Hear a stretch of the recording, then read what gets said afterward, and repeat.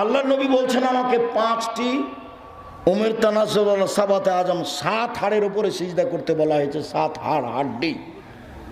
1 নাক কপাল। আগে নাক পরে কপাল এ কথা নয়, আগে কপাল পরে নাক এ কথা নয়, দুটাই মাটিতে লেগে থাকবে এ হলো কথা।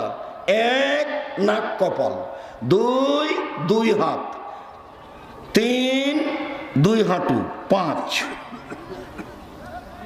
7 2 পায়ের বৃদ্ধাঙ্গ।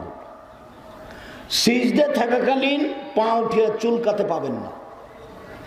7 হাড়ের উপরে সিজদা হতে হবে। সিজদায় যদি পা চুলকান তাহলে 6টা হয়ে গেছে।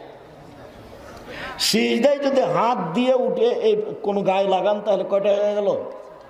6টা অঙ্গ হয়ে গেল। এটা নিষেধ। যদি গাও চুলকাতে হয় তাহলে উঠে আসেন। তারপরে 7 হাড়ের উপরে হাত দুটি কানের পাশে রাখবেন, আঙ্গুল জমা করে রাখবেন, কোনো এইভাবে উঠে রাখবেন যাতে করে পেটের নিচ দিয়ে ছাগলের বাচ্চা পার হয়ে যেতে পারে।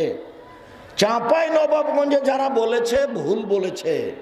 খালি মহিলা বৈঠক হয় চাঁপাই নবাবগঞ্জ। আর বলে বুবু নামাজে যখন দাঁড়াবা বুবু তো 2 পায়ের গোড়ালি জমা করে দাঁড়ায় বুবু। যদি 2 পায়ের গোড়ালি জমা না করো বুবু তাহলে লজ্জা স্থানের যোগাযোগ বুবু মাটির সাথে হবে, মাটি অভিশাপ করবে। বুবুর সব কথাই নাকি বুখারীতে আছে। যখন সিজদা করবা বুবু তখন বুককে উরুর সাথে লাগিয়ে আঁটো সাঁটো হয়ে সিজদা করিও বুবু। যদি আঁটো সাঁটো হয়ে সিজদা না করো বুবু তাহলে স্তন ঝুলন্ত থাকবে বুবু, পর্দার ব্যাঘাত ঘটবে। বুবুর সব কথাই নাকি বুখারীতে আছে। একবারে মিথ্যা কথা।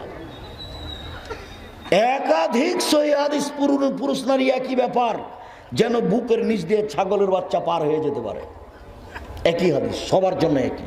কোনো এভাবে উঠে রাখতে হবে। মাথার চুল খোলা থাকবে, সবাই সিজদায় যাবে। নইলে বেনি গাঁথা থাকবে, খোপা বাঁধা নয়, খোপা খুলে দিতে হবে। হয় বেনি গাঁথা থাকবে নাহলে এমনি ছেড়ে দেওয়া থাকবে। সবাই এইভাবে সিজদা করবে, পুরুষ নারী একই ব্যাপার। আর এমন কষ্ট করে সিজদা করছে, বলছে আবার বৈঠকে বুবু যখন সিজদায় যাবা বুবু হাতে যেমন মাটিতে পড়ে যায় বুবু তেমনি একবার মাটিতে পড়ে গিয়ে আঁটো সাঁটো হয়ে সিজদা করিও বুবু। সে মোটা মানুষ কত কষ্ট পায়, বুবু বলেছে যে সে যেন সিজদা করে। অথচ এটা বিধান নয়। নাক কপাল যেখানে রাখছেন তার 4 ও 10 আঙ্গুল আগে রাখবেন যাতে করে লম্বা হাড় সোজা হয়ে থাকে। বলবেন সুবহান রাব্বিয়াল আলা, বলবেন সুবহুন কুদ্দুসুন রব্বুল মালাইকাতুর রূহ, বলবেন আল্লাহুম্মা গফিরলি জামবি কুল্লাহু দিক্কাহুল্লাহু ওয়া আখিরুল নিয়াতুহু সিররা, বলবেন সুবহানাকাল্লাহুম্মা রাব্বানা ওয়া বিহামদিকা আল্লাহুম্মা গফিরলি। বলবেন যত মুখস্থ দোয়া হাদিসের আছে বলতে থাকেন। উঠে আসেন, বলেন আল্লাহুম্মা গফিরলি ওয়ারহামনি ওয়াহদিনি ওয়াফিনি ওয়ারজুকনি। আবার সিজদায় যান, দোয়া পড়েন। এ হলো 1 রাকাত। এইভাবে আর 1 রাকাত। এবার আত্তাহিয়াতের বৈঠক বা সালামের বৈঠক।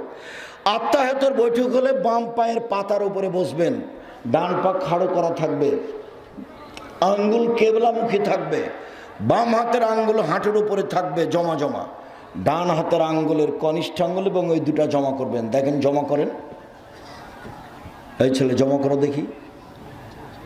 বৃদ্ধ আঙ্গুলের নখের এই 3য় আঙ্গুলের নখের উপরে বৃদ্ধ আঙ্গুলের পেটটা রাখবেন। এবার হাঁটুর উপরে রেখে অবিরাম নড়বে। একবার